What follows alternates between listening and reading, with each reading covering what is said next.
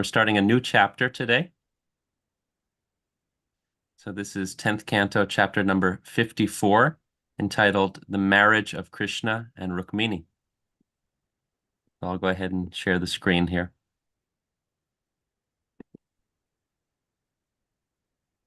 Okay, so we're starting this new chapter, chapter 54, Marriage of Krishna and Rukmini. Om Namo Bhagavate Vasudevaya. Om Namo Bhagavate Vasudevaya. Om Namo Bhagavate Vasudevaya. Sri Shuka Uvacha. Iti sarve susamrabdha vahan aruhya damshitaha svai svair balai parikranta anviurdritta karmukaha. Translation by the disciples of Srila Prabhupada. Shukadev Goswami said, having thus spoken, all those infuriated kings donned their armor and mounted their conveyances. Each king, bow in hand, was surrounded by his own army as he went after Lord Krishna.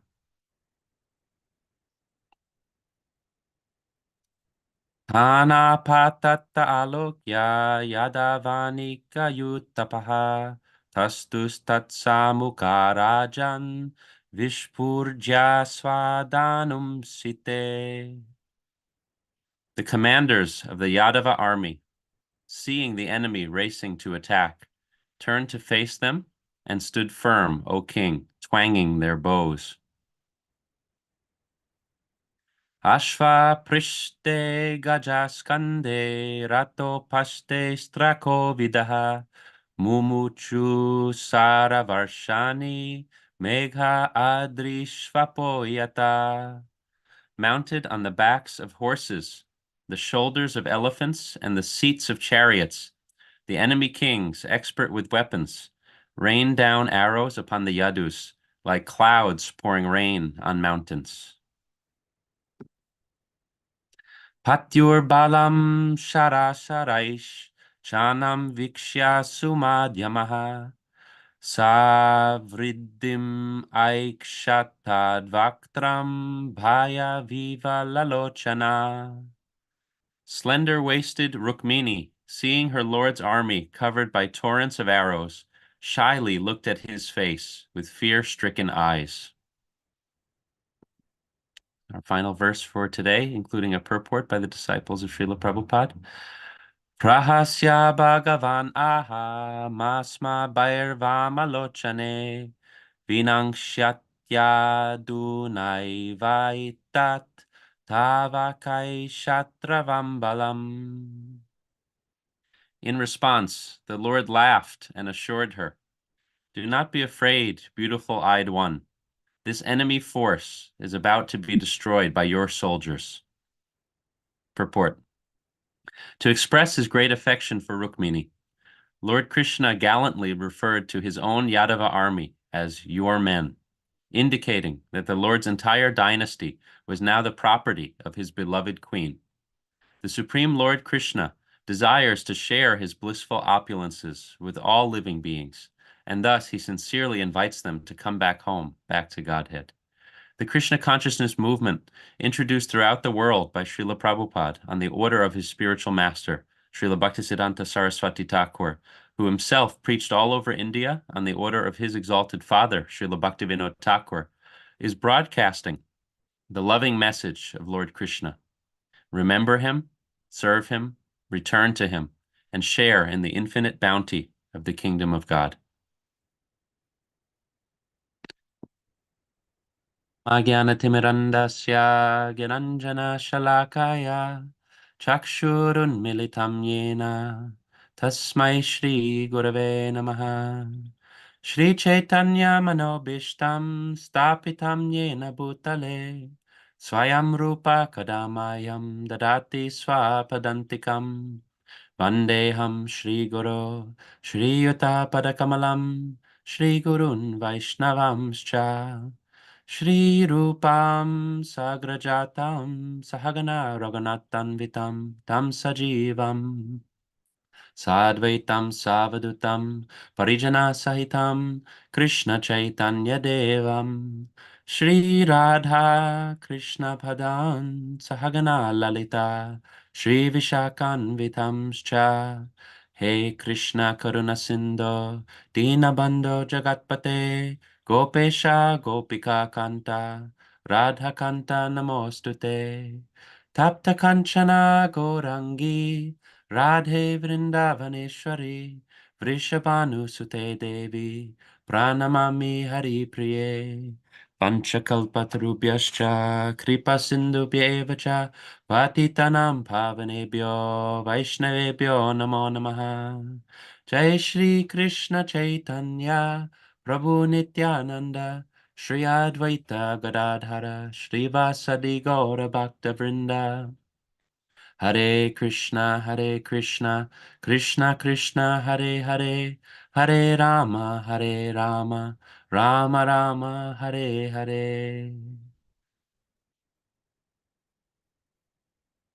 Nama Om Vishnupadaya Krishna Prestaya Bhutale Srimate Bhaktivedanta Swaminite Namine Namaste Saraswati Deve Gauravani Pracharine Nirvishesha Shunyavadi Paschatya Deshtarine. Hare Krishna, good morning to all.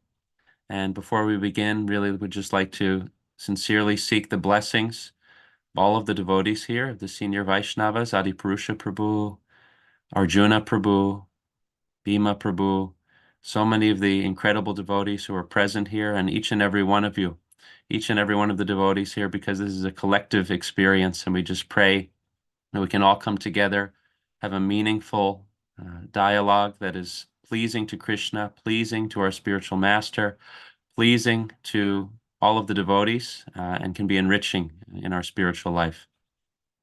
So we will begin, and this is a very interesting start to the chapter because the envious or inimical kings and armies headed by Jarasandha, they are pursuing Krishna and Rukmini because, as we know, at the end of this previous chapter, Krishna has escaped on the chariot with Rukmini after this act of kidnapping. And now they are on their way, and the kings are pursuing them, chasing them. So what we see is that, they are trying to stop the Lord. And of course, as we know, nothing that is the Lord's will can really be stopped. And not only that, but the Lord's will is ultimately for the good, for the good of everyone. It's just it's difficult for us to see that at times, especially if we are cultivating a sort of independent Ishvara kind of perception of life. We're trying to be in control of our own little world, and Krishna allows us. Krishna allows us the independence actually to do that for some time. But ultimately, we are all, led in a certain direction by which we are shown either in a gentle way through hearing, through learning from those who have either spiritual knowledge or personal experience or both. We are taught that this is not our reality, that actually we are not the controllers, we are not Ishvara, we are not the doers. We either learn that through being given knowledge or we learn it through direct experience. But either way, circumstances in life will arise by which we are able to gather this understanding and gather this knowledge. So this is mercy, whether it comes through knowledge or whether it comes through experience, even painful or difficult experiences. Ultimately, this is mercy because it puts us, more in touch with reality, with the deeper reality of this life and what it means to exist as living entities, right? So it's explained that as living entities, we are situated in Tatashta Shakti, which is Krishna's marginal potency. So Krishna has his internal energy, the Antaranga Shakti, and he has his external energy, Bahiranga Shakti. And between those two is this Tatashta Shakti. So we are, as living entities, very much able to gravitate in one direction or another. We can gravitate toward Krishna's external potency, which is the material manifestation of this world, or we can gravitate toward his internal potency, which is really encapsulated in spiritual experience in this world, and devotional service first and foremost. And in this way, we are able to taste and immerse ourselves in Krishna's internal potency, and thereby also experience ourselves on that platform as connected, intimately connected to Krishna in his internal potency. Because we are Tatashta Shakti, we can experience both. So in this sense, what we see is that those who take shelter of Krishna, as beautifully explained in this final verse, those who take shelter of Krishna experience great abundance by virtue of having connected to him, by virtue of no longer trying to have our own small empire in this world. We're able to actually enter into a deeper reality by which everything that Krishna possesses, by his mercy, he allows us to share in that. And of course, Krishna is Bhagavan. He's the possessor of all opulences, namely 6 primary opulences: strength, wealth, fame, knowledge, renunciation, and beauty. So Krishna possesses these 6 opulences in full. This is why he is known as Bhagavan. And for us in this world, even if we're seeking in a selfish manner, we're attracted to these very things. This is what we're seeking after in various ways and means. And if we recognize that Krishna is the source of all of these opulences, then we know where to go, right? Not that we're seeking after it for ourselves, but that we get to experience these opulences in their proper state as energies, as opulences of Krishna. And in this way, great happiness comes to the devotees of Krishna, because their deepest desires are actually fulfilled, but fulfilled by way of seeing them in Krishna and experiencing them in Krishna. So Srila Prabhupada many times would invite devotees to come and live in the temples. And he basically would explain, you'll be taken care of. You'll be taken care of here. You don't have to worry about trying to build up your own empire in the world. Simply take shelter of Krishna, take shelter of this movement, and you'll be accounted for.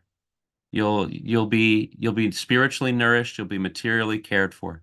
So, of course, in this day and age, we find it a bit more rare that devotees are coming to live in the temples. Of course, some very special souls do, and we're very grateful for that. But the principle still holds, that those who take shelter of life in Krishna consciousness find all of their desires fulfilled and recontextualized, right? So it's not necessarily that, I want to have a huge mansion, and then I take shelter of Krishna, and I'll get that huge mansion. Krishna may have a different plan for us, but at the same time, we find that our desires are fulfilled, and more so than that, we find that our deepest desire is fulfilled, which is ultimately connection to Krishna and his devotees. So, like Dhruva Maharaj wanted his own kingdom, and he was just praying and doing so much penance in order to attain that kingdom. And in the process of that prayer, Krishna appeared before him. And also in his form as Narayan, touched a conch shell to his head, blessed him personally. And in that process, Dhruva Maharaj came to realize that he was seeking after something that, compared to what was given by the Lord himself, was like broken glass when compared to a diamond. So in this very way, we may come to Krishna consciousness with certain desires. It's explained that there are 4 types of people primarily: those who are inquisitive, those who are in distress, those who are seeking after knowledge of the absolute in particular, and those who are seeking for wealth. Those 4 types of people generally come to seek on the path of Krishna consciousness. It's explained in Bhagavad Gita. So we may come with certain desires, and those desires may lead us to the path. So they're not pointless. They're not without function, because ultimately anything can be used by Krishna. So Krishna allows us to pursue those desires, and by his grace and by the grace of the devotees, those desires may lead us to his lotus feet, to the path of Krishna consciousness. And then those desires may be reckoned with in various ways by Krishna. Krishna can grant them, can give them. He can also, we can say, transform those desires in such a way that we're seeking after something quite different from what we originally set out to find. But we find that it's giving such satisfaction to the heart and soul. So in this way, our desires do lead us. So going back to this series of verses, Rukmini is feeling very frightened as these armies and kings are pursuing them. She's looking at Krishna with fear. And Krishna says, don't worry, your armies will defeat them, right? So in this sense, everything that Krishna possesses, he's now assigning to Rukmini as his beloved queen. It belongs to her. So Rukmini is assured in this way that everything that Krishna has is hers. It's all for her in this sense.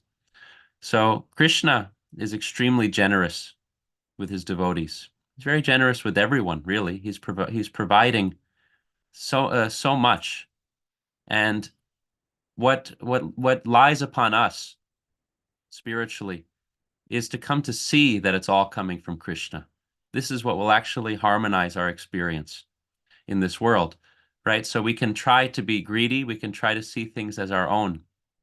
But when we understand that it comes from Krishna and that Krishna is the ultimate beneficiary of everything, this is what actually gives peace to our hearts. So I'll share a couple of verses here that are very much relevant in this connection. So the first is coming from Bhagavad Gita, and this is actually referred to many times as Srila Prabhupada by the peace formula. This is coming from chapter 5, text 29 in Bhagavad Gita. Bhoktaram yagyatapasam sarvaloka maheshwaram surdam sarva bhutanam gyatvamam shantim richati. The translation by Srila Prabhupada is, a person in full consciousness of me, knowing me to be the ultimate beneficiary of all sacrifices and austerities, the supreme lord of all planets and demigods, and the benefactor and well-wisher of all living entities, attains peace from the pangs of material miseries. So by understanding that Krishna is the benefactor and well-wisher of all living entities, this is where peace comes. So when we're trying to, in our own illusory way, be proprietors, we're very much disturbed. We're ashanti. But when we experience the reality that Krishna is the proprietor, that Krishna is the provider, that Krishna is the benefactor and well-wisher, then we feel great peace. How wonderful to understand that the Lord has our best interest at heart, our real best interest, right? It may not be our temporary naimittika, flickering kind of best interest according to our different upadis, according to our different false identifications, but according to our real identification as spirit souls, as das anudas, as the servant of the servant of the servant. Then in this way, Krishna is really our benefactor. And the more we come to understand this, the more mercy flows, because then we're seeking after our real best interest, and we see the happenings in our life as in service of our ultimate best interest, which of course is non-different from the best interest of the Supreme Lord, because Krishna wants us to serve him. He wants us to come to him. He wants us to love him. He really wants us to be with him, as explained in the purport of this final verse, that he invites us actually to achieve peace with him and to serve him and to be engaged in loving exchange. So another verse here that's very relevant is the mantra 1 of the Ishopanishad. So this is Ishavasyam idam sarvam yatkincha jagatyam jagat Tena tyaktena bunjita magridha kasya sviddanam. Translation by Srila Prabhupada. Everything animate or inanimate that is within the universe is controlled and owned by the Lord. One should therefore accept only those things necessary for himself, which are set aside as his quota, and one should not accept other things, knowing well to whom they belong. So this is our context for moving through this world and accepting. Yeah, we have to accept certain things, right? Just like there's inhalation and exhalation, right? Sometimes we do have to receive, sometimes we do have to accept. But by the same token, we also strive to give and serve in this world. So in our frame of, accepting things, the mood as explained here is that we understand that it's all coming from Krishna. We accept what's there as our quota. We don't over endeavor. Atyahara, right? Prayasascha prajalpo niyamagraha. So we don't over endeavor. We don't over accumulate, but more that we accept what's necessary for us, and we always try to carry this conception that it's coming from Krishna, that it's being provided by Krishna, and everything else belongs to Krishna. This is why we have a lot of disturbance in this world today, because there are always going to be people who are over endeavoring, over accumulating, and trying to own what is not theirs. So we get a lot of greed and hoarding, and we find a lot of unequal distribution of resources in this world, because there are people who tend to hoard and over accumulate more than they need in the mood of greed. Meanwhile, there are others who are really possessing less than what they require. So there's always this concern of unequal distribution. But if everyone in this world was cognizant of this understanding, as given in Ishopanishad, and like Mother Rukmini, trust that what's Krishna's is also theirs, according to the proper order of things.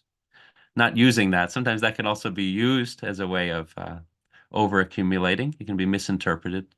But according to the conception given here, that what's Krishna's is ours according to our own quota, according to our own nature, according to our own circumstances, according ultimately to Krishna's will for us. Then there can be a lot of peace in the world if we just understand this.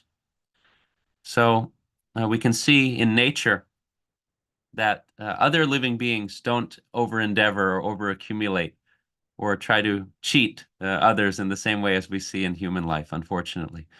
That the birds, if they're hungry, they go and they gather up a few seeds, a few nuts, and move on, trusting that if they need more later on, they'll find them. Ultimately, we don't necessarily see that the animals have, concrete spiritual ideas, but basically what's happening internally is they're understanding that Krishna will provide, that there is plenty, there's abundance in this world. They don't need to over endeavor and try to do it all themselves. So this is the conception, and also very traditionally in the kind of Brahminical culture, the conception was if you know that for your daily maintenance you need $20 a day, for example, and someone donates to you today $20,000. The real high standard of the Brahminical culture was that you take $20 and you give the rest away. Because why shouldn't Krishna provide tomorrow the $20 that you'll need for your maintenance? Of course, Srila Prabhupada and others have set a very incredible example of actually using the resources for Krishna, right? Not that we in our own way reject, that we can accept what's given if we can expertly and properly engage it in the service of Krishna. So not necessarily that would be that framework from the bhakti perspective. From the bhakti perspective is I want to use everything for Krishna. So we wouldn't give it away necessarily. We would just find a way to optimally engage it and share it in Krishna consciousness. So Srila Prabhupada exemplified that in so many ways. So going back to a final reading here before we wrap up and take everybody's reflections, very eager to hear everyone's reflections. This is the Chatur Shloki Bhagavad Gita. This is 4 verses in chapter 10 that are really considered to be the heart of of the Bhagavad Gita and to encapsulate the message of the Bhagavad Gita.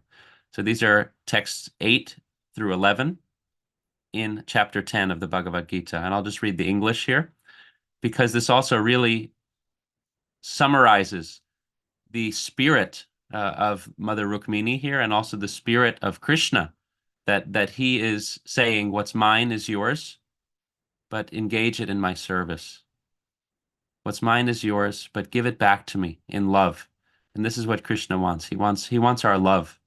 And this is something that we can actually give to him, whereas everything else is coming from him. We're just offering it back. So Krishna says, I am the source of all spiritual and material worlds. Everything emanates from me. The wise who perfectly know this engage in my devotional service and worship me with all their hearts. The thoughts of my pure devotees dwell in me. Their lives are fully devoted to my service, and they derive great satisfaction and bliss from always enlightening one another and conversing about me. To those who are constantly devoted to serving me with love, I give the understanding by which they can come to me. To show them special mercy, I, dwelling in their hearts, destroy with the shining lamp of knowledge the darkness born of ignorance. Okay, so we'll stop here.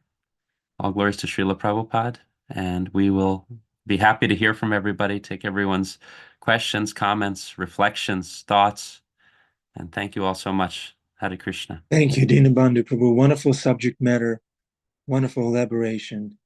Very consoling to know that if Krishna is on our side, we'll have enough to do what he wants us to do. Thank you. Would anyone like to reflect? Maybe ask a question or share a testimony, how Krishna has provided when there was a need?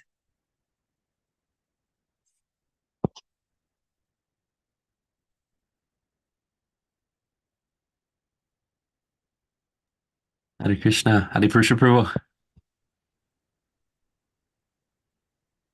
Hare Krishna. Accept our obeisances, good Prabhupada. Very nice. Wonderful class. Very complete.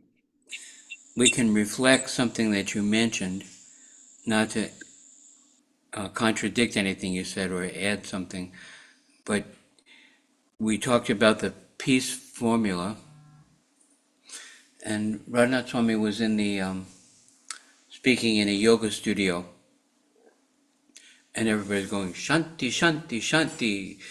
And he said, yes, Shanti is good, because this material world is a place of disturbance and anxiety and fear and pain. So Shanti is a move from the negative direction to neutral. But we have been advised by our spiritual master to go beyond Shanti to prema. That beyond just being peaceful is love, which is the source of the greatest joy and satisfaction of the soul. So we recommend devotional service to Krishna. And when we add devotional service to our life, our whole perspective changes, because we're trying to give.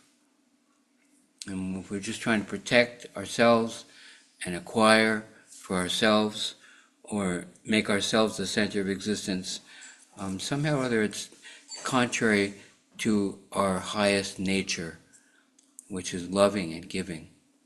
And if we work very hard and we keep our own needs simple, we can live a life of giving and giving and giving and giving to everybody we meet. If we don't work hard, or if we use everything that we get for our own elaborate artificial needs, then we have no capacity to give.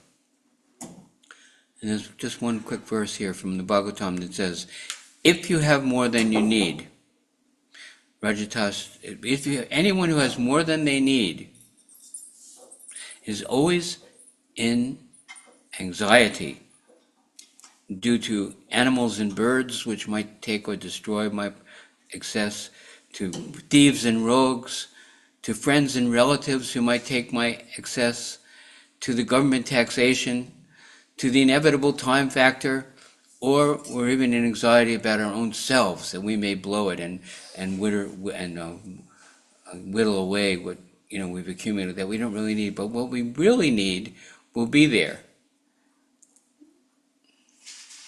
Even if Krishna decides what this person needs is a famine, we're accepting. If Krishna puts us in the street, we accept. If Krishna puts us in the palace, we accept. So the Hasidic Jewish people say, "Who is a wealthy man?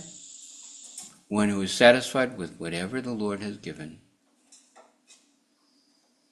Anyway, just trying to contribute a little bit. You perfectly explained everything already, but thank you very much for a wonderful class. All glories to Srila Prabhupada. Hare Krishna, Hare Purusha Prabhu, all glories to Srila Prabhupada. Thank you so much for sharing that. No, such a very, very important distinction that yes, prema is the real goal. And just hearing you say that just gives so much perspective. It's such an important point. Thank you so much. And what we see is that actually the nature of the spiritual world, even as we're hearing here in 10th Canto Srimad Bhagavatam, it's not always shanti, right? But it's always blissful. It's dynamic and real and ever engaging, right? So yeah, shanti is not the ultimate goal. Thank you so much, Adi Purusha Prabhu, and thank you for sharing about giving, and you exemplify that so beautifully. So thank you for that. Thank you. Jamuna Jaya wants to say something. Is that a testimony, Jamuna Jaya? Hare Krishna, Jamuna Jaya. Hare Krishna, Dina, Bandhu. Thank you for class. It was so funny because I was just reading Sri Shravanashad last night, and when you said that, I was like, "Oh yes, I just read that last night." But the subject matter of the trust just reminded me of the beautiful story of Srivas. Lord Chaitanya said, I don't see you working, and you have everyone over at your house all the time, and you have a big family. And he says about the clapping the 3 times, and if food doesn't come to you once, food doesn't come to you twice. I was reading somewhere a commentary on that little story that reminded us that Srivas's house wasn't really the material world; it was the spiritual world, because Lord Chaitanya was there the entire time. And so it was just a beautiful reminder of the faith of Srivas, and that his faith can be our faith, that God will provide. And here Srivas had this great big family, but because he dedicated his life, the Lord was was literally in his house. And maybe, when we have this faith, the Lord can come into the houses of our heart. So it was just making me reflect on that story. Thank you. So beautiful. Thank you, Jamuna Jaya. Thank you. In the Bandhu, do you work or you just clap? What's your... Outwardly, I'm working, but maybe inwardly, I'm clapping. Good. Thank you. Gail. Hi, I was just, based on what Jamuna just said, I was wondering if it's a correct statement to say that because, because she said that because Lord Chaitanya was in that house, it was the spiritual world, but because it was Srivas's house, right? Wouldn't we say that it was the spiritual world even just because it was his house or not? I think if Jamuna Jaya is here, Hare Krishna, Gail, I'm so happy to hear from you. Always nice to hear your voice. Jamuna Jaya, did you want to clarify? Yeah, I was just reflecting that something that I read in a commentary about that story, Gail, and it was saying that I guess you're right. I mean, because Srivas and Radhamuni, so it would have been, but they were just saying, especially because Lord Chaitanya and the pastimes were happening in Srivas's house, that it made it like sort of the ultimate spiritual world. Is what I just was reading and just was reflecting back. So, not sure. Yeah, so I guess my basic question is, because we do hear that the spiritual world is, I think, don't we hear that where the Krishna's pure devotees are, it's a dham, right? So I'm just wondering about that. Let's say if a pure devotee were to visit the home of even a conditioned soul, right? At least for the time being, would that make that home like a holy dham, you know? Yes. Yes. Yeah. Wonderful question, Gil. Yeah. As far as I understand, yes, that the lotus footsteps of a pure devotee make any place a place of pilgrimage.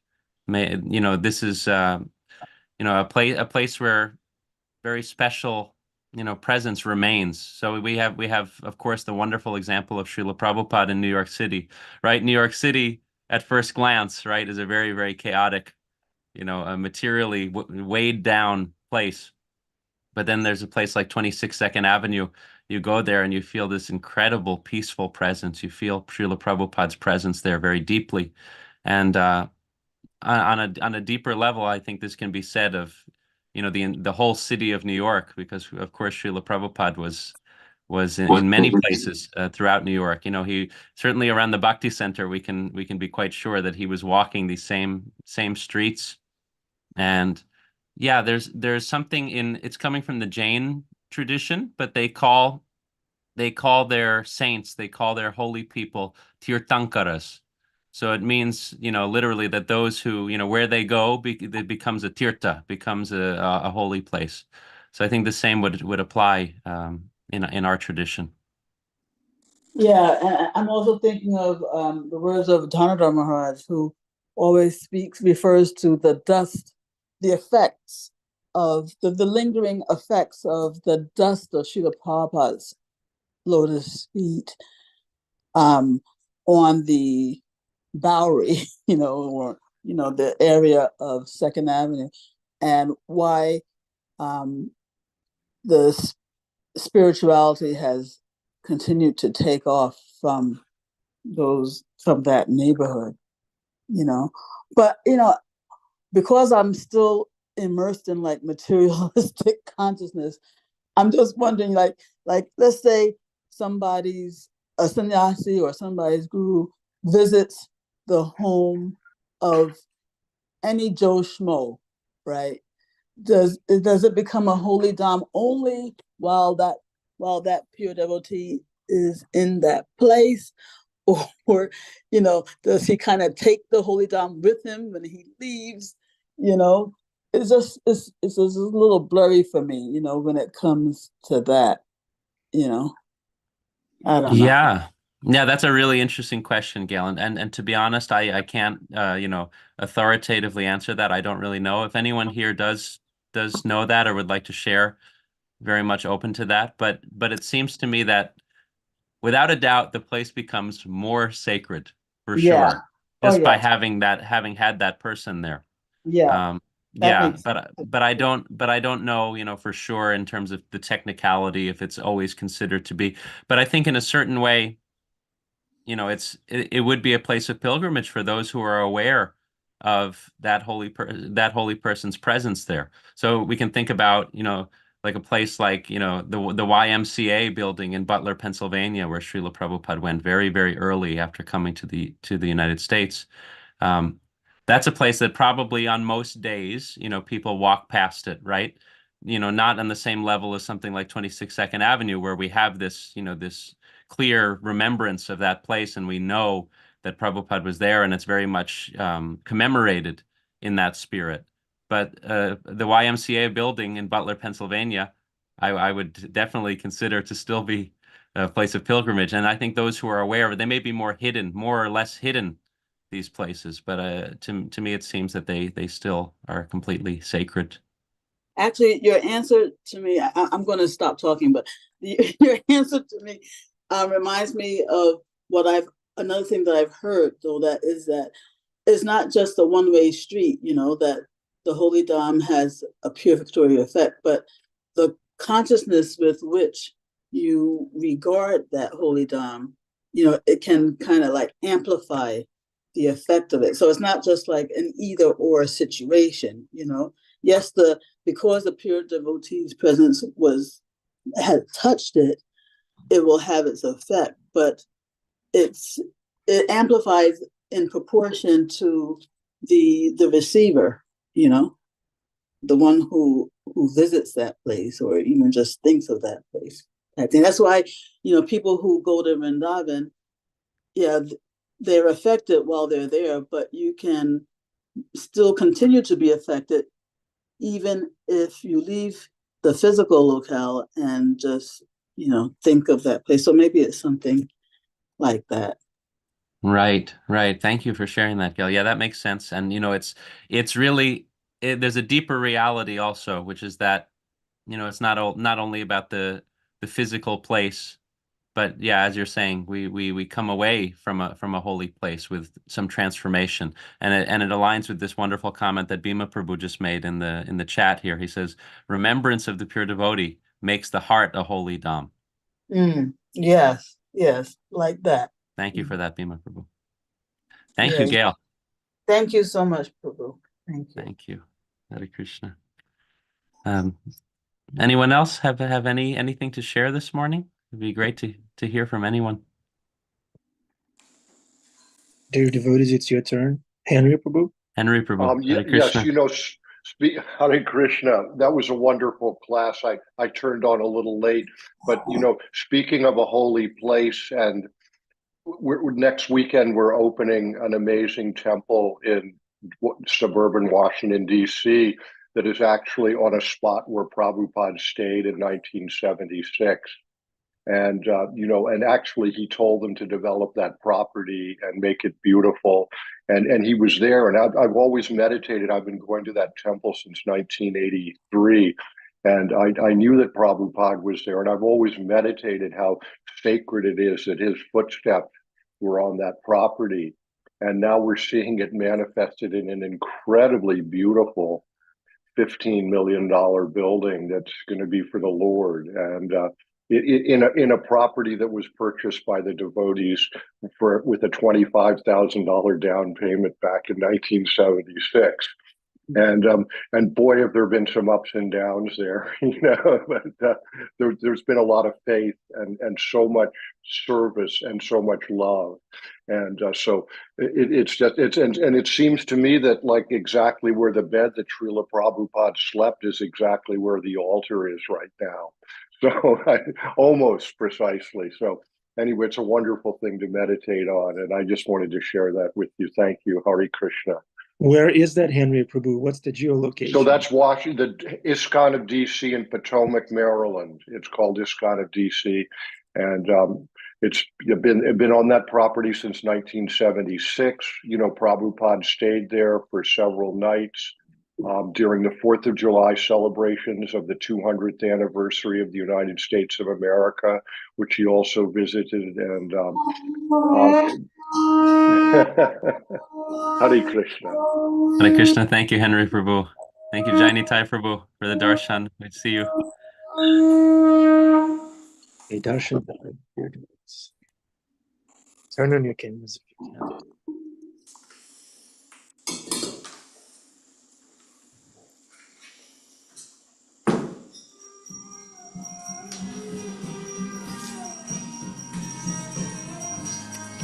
When the curtain opens, say, Krishna, I'm yours.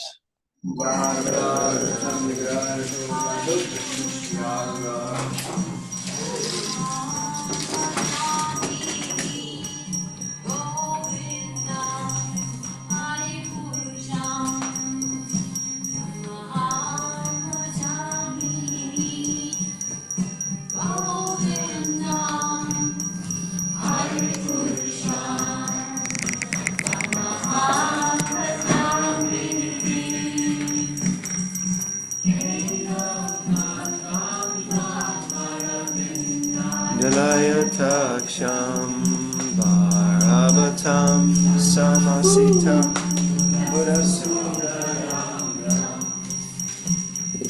Andharpakoti Kamaniya Visheshasoga Govindam Adipursham Tamaham Bhajami Govinda Hari Krishna Tamaham Bhajami